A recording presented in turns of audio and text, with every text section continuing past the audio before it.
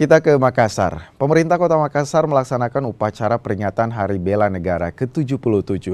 Upacara ini untuk menumbuhkan kembali semangat cinta tanah air.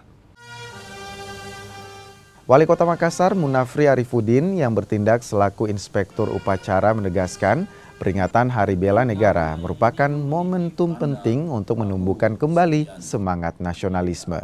Wali Kota Makassar juga mengingatkan ASN untuk meneguhkan komitmen, memiliki semangat juang, dan menjaga keutuhan bangsa dan negara dalam momentum peringatan Hari Bela Negara ke-77. Dua momentum penting untuk meneguhkan komitmen kita menjaga keutuhan bangsa.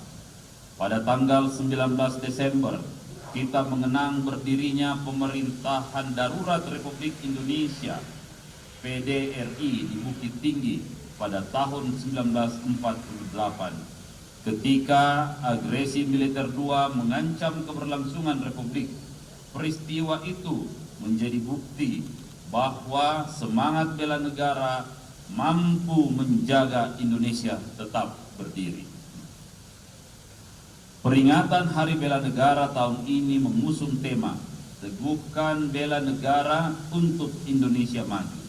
Tema ini mengingatkan kita bahwa kemajuan bangsa hanya dapat dicapai apabila seluruh rakyat memiliki kesiapsiagaan, disiplin, dan ketangguhan dalam menghadapi berbagai tantangan zaman.